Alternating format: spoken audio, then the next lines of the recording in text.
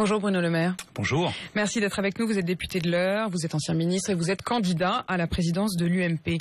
Dimanche dernier, des manifestations de soutien au peuple palestinien ont dégénéré à Paris. Des manifestants s'en sont pris à des synagogues. Ce matin, le président du CRIF, Roger Kuckerman, déclare « On a échappé à un véritable pogrom ». Est-ce que vous redoutez que le conflit israélo-palestinien n'embrase une partie de la population française? Oui, moi je suis inquiet de voir les répercussions de ce conflit en France.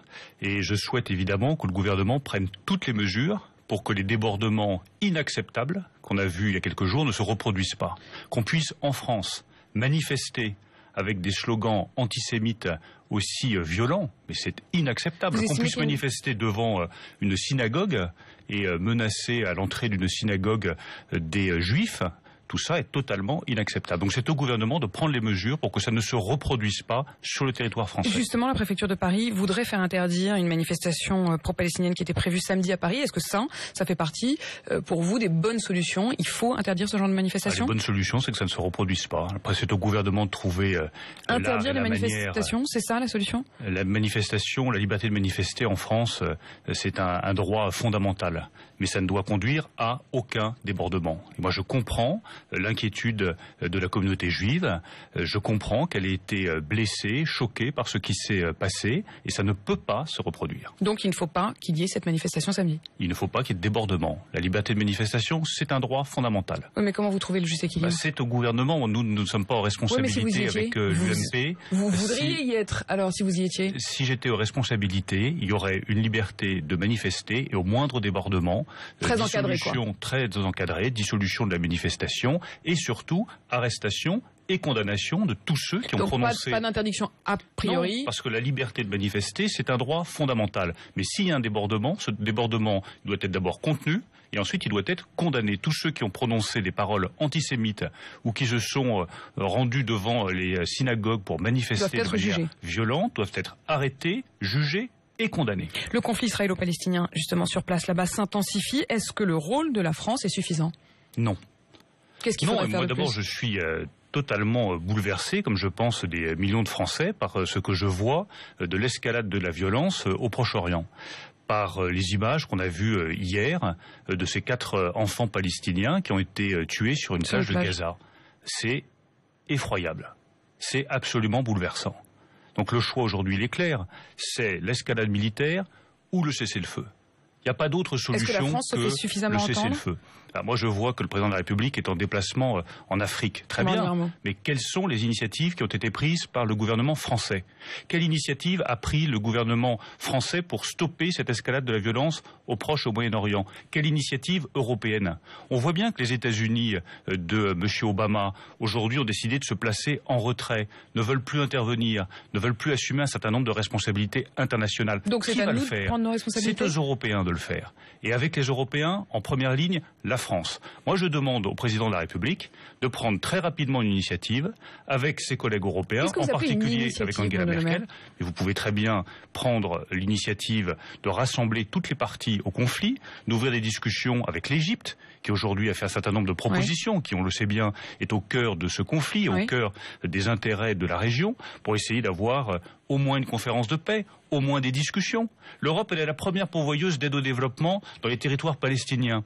Elle a une influence très importante sur cette région. Elle peut prendre l'initiative. Elle a une relation particulière avec les Russes, avec les Américains. Mais à elle de prendre cette initiative-là. Et l'initiative, elle ne peut venir que d'un pays, de la France. Je demande à François Hollande de prendre une initiative pour garantir le cessez-le-feu au Proche-Orient, dans ce conflit qui aujourd'hui a fait trop de morts. Justement, François Hollande, dans son interview du 14 juillet, il a déclaré « Quand je suis à l'étranger, on me dit du bien de la France, de ce qu'elle fait sur le plan international, sur le plan diplomatique, de sa défense, des opérations que nous avons engagées pour la paix. » Est-ce que vous lui reconnaissez au moins ça? Il y a des choses intéressantes qui ont été faites et utiles. Moi, j'ai appuyé, par exemple, l'opération au Mali, qui est une opération contre le terrorisme islamiste. Il dit aujourd'hui qu'elle est pleinement accomplie, vous êtes d'accord? Si elle est pleinement accomplie, dans ce cas-là, il faut que nous nous retirions. Les mots ont un sens. Je souhaiterais que les opérations françaises dans un certain nombre de pays, je pense en particulier en Centrafrique, qu'on voit un peu mieux le calendrier, et notamment le calendrier de retrait des forces françaises. J'ai dit à plusieurs reprises... Vous estimez qu'elles devraient rentrer aujourd'hui sur l'opération en Centrafrique. Et je souhaite que le plus rapidement possible, une opération des Nations Unies prenne le relais. Elle doit venir en septembre. Et que les troupes françaises se retirent de Centrafrique pour laisser les troupes des Nations Unies faire le travail de pacification et de transition politique. S'agissant du Mali, il s'agit d'une opération contre le terrorisme islamiste. Je crois que c'est notre intérêt stratégique de lutter contre le terrorisme islamiste où il se trouve, est-ce que vous êtes d'accord avec ces mots de François Hollande qui dit « on me dit du bien de la France à l'étranger ». Moi, tant qu'on dit du bien de la France à l'étranger, je suis très heureux. Donc je ne suis pas là pour critiquer mon pays, mais ce que je constate, c'est un affaiblissement généralisé de la place de la France à l'étranger et notamment en Europe. Ce que je constate, c'est que dans les négociations européennes sur les postes, je vois beaucoup Angela Merkel qui visiblement est à la manœuvre et je vois très peu le président de la République française. Donc j'ai peur que M. Hollande prenne ses désirs pour des réalités. J'ai peur que la réalité, c'est un affaiblissement de la France, notamment sur la scène européenne, notamment pour les postes à la Commission, qui sont absolument stratégiques pour nos intérêts nationaux. Aurait sans doute la préférence de l'Élysée. Il pourrait être le candidat officiel de la France pour un poste, un portefeuille économique au sein de la Commission. Ça vous satisfait pas? On verra ce qui sortira de ces négociations. Ce que je constate, c'est d'une part un affaiblissement de la France sur la scène européenne au seul profit de Mme Merkel. Et je pense qu'il n'est pas sain que l'Europe soit dirigée uniquement par un pays. Je pense qu'il doit y avoir un équilibre, notamment entre la France et l'Allemagne. Et ce que je constate, c'est que sur ce conflit entre Israël et le Hamas, dans ce conflit au Proche-Orient, où la France pourrait prendre une initiative, où je demande que la France prenne une initiative, que l'Europe, au lieu de se livrer à ces marchandages sur les postes, prenne une initiative diplomatique et ne laisse pas faire toute cette violence au Proche-Orient. La France est inaudible et malheureusement l'Europe ne prend pas les initiatives qu'on pourrait attendre d'elle. Bruno Le Maire, le tribunal de grande instance de Cayenne a condamné une ancienne candidate Front National à 9 mois de prison ferme, 5 ans d'inéligibilité, 50 000 € d'amende pour avoir comparé Christiane Taubira à un singe. Est-ce que vous estimez que ce verdict est justifié ? C'est une décision de justice. Vous savez, moi j'ai un principe, c'est que je ne commande pas une décision de justice. Les juges, ils prennent leurs décisions en toute indépendance. Qu'on puisse ensuite... Oui, toujours. Toujours. Là, mais également, comme le dit Nicolas Sarkozy, qui dit qu'il a face à lui des juges qui ne sont pas impartials. Non, vous estimez qu'ils prennent toujours des décisions ? Pour qu'une démocratie fonctionne bien, il faut que les institutions se respectent mutuellement et que chacun respecte l'indépendance de l'autre. Le pouvoir judiciaire est un pouvoir indépendant. Je ne critique pas les décisions des juges. Ils prennent leurs décisions en toute indépendance. C'est une erreur de la part de Nicolas Sarkozy d'être dans ce combat direct, franc, avec les juges ? Chacun choisit ce qu'il veut dire sur un sujet ou sur un autre. Moi, je ne commande pas les décisions de justice. J'estime que c'est une décision de justice et vous les respectez. Je les respecte. Et ensuite, je respecte aussi l'institution judiciaire. Pour vous, aujourd'hui, la justice en France est indépendante. Vous n'avez pas de doute. La justice est indépendante. Vous ne voulez pas distiller le doute. Je ne veux pas distiller le doute et surtout, je ne veux pas distiller le doute sur les institutions de la République. Je pense que ça n'est pas sain d'avoir en France autant de doutes sur les différentes institutions, que ce soit le pouvoir exécutif, le pouvoir législatif, le pouvoir judiciaire. Respectons les institutions de la République. Mais quand même, Bruno Le Maire, je sens bien que vous êtes très prudent à l'égard de Nicolas Sarkozy, mais qu'un ancien président de la République fasse exactement l'inverse de ce que vous dites, c'est-à-dire au contraire jette quand même l'opprobre sur une partie d'une des institutions, en l'occurrence la justice, ça vous choque ? Je n'ai aucune raison d'être prudent à l'égard de Nicolas Sarkozy. Nicolas Sarkozy, j'ai travaillé avec lui, je suis fier d'avoir travaillé avec lui, j'ai de très bonnes relations avec Nicolas Sarkozy, c'est un partenaire politique qui est évidemment important pour notre famille. Ensuite, il y a la justice, les affaires de justice, et je ne les commande pas. Est-ce que ça vous choque qu'un ancien président... Ce n'est pas mon rôle de responsable politique de commenter les décisions de justice. Est-ce que ça vous choque qu'un ancien président de la République, lui, s'attaque quand même à cette institution ? C'est son choix, et vous avez compris que c'est pas le mien. Voilà, c'est aussi simple que cela. Vous avez dit que François Hollande faisait la courte échelle au Front National. Est-ce que vous êtes vous pensez sincèrement qu'il fait monter sciemment le Front National ? Moi, je ne fais que constater. J'ai entendu François Hollande à son intervention du 14 juillet. Aucune perspective pour le pays. Un flou complet sur les seuls sujets qui intéressent aujourd'hui les Français. Comment est-ce qu'on fait baisser le chômage ? Comment est-ce qu'on donne un emploi à nos jeunes qui n'en trouvent pas aujourd'hui en France ? Le flou le plus complet. En revanche, il ressort de son sac à malice le droit de vote des étrangers aux élections locales. Et je le redis avec la même fermeté, c'est une faute. C'est une faute contre la nation. Car dans la nation française, vous ne pouvez pas dissocier la citoyenneté du droit de vote. si on veut que les étrangers puissent voter, eh bien, il faut qu'ils deviennent citoyens français. Si vous coupez ce lien entre citoyenneté et droit de vote, vous affaiblissez la nation française vous allez vers le communautarisme. Vous avez dit nous dit ça. Que pour vous, c'était une façon de faire la courte échelle au Front National. Je termine justement le raisonnement. C'est la première remarque qu'il nous fait. Tout d'un coup, il nous ressort le droit de vote des étrangers aux élections locales, qui pourtant avait été enterré et par Manuel Valls et par le ministre de l'Intérieur. Donc pourquoi est-ce qu'il le ressort? Sinon, pour des intérêts politiciens. Ensuite, il nous dit, je veux aussi instiller une dose de proportionnel.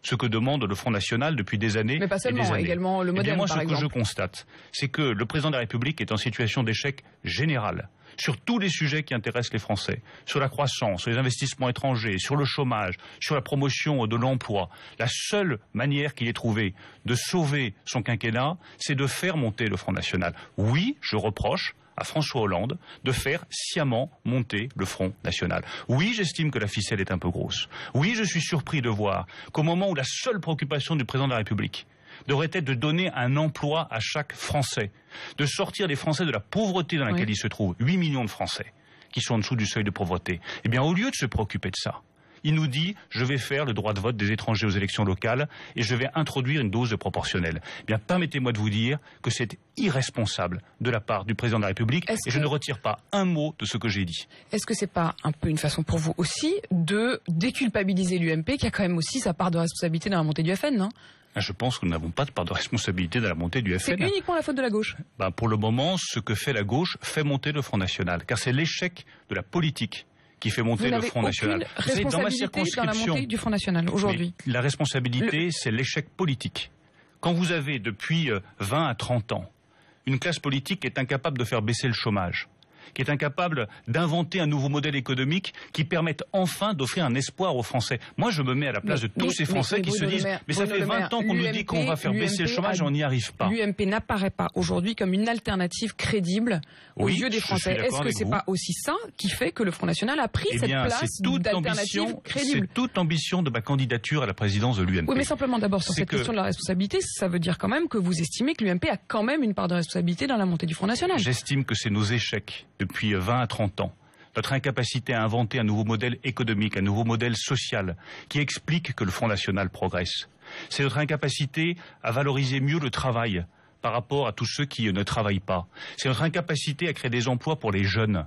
C'est notre incapacité à offrir une deuxième chance aux salariés de 50-52 ans qui est licencié de son entreprise. C'est notre incapacité à redresser notre industrie nationale qui fait que le Front National, tout d'un coup, s'engouffre dans cette brèche. C'est notre incapacité à réaffirmer la fierté d'être français, la fierté nationale, en faisant le jeu du communautarisme. Parce que c'est bien ça, quand on dit qu'on va donner le droit de vote aux étrangers aux élections locales, c'est faire le jeu du communautarisme. C'est toutes ces décisions-là qui, au bout du compte, font monter le Front National. Et si je suis candidat à la présidence de l'UMP, c'est justement pour redire que nous devons redevenir un parti crédible. Nous devons redevenir un parti digne.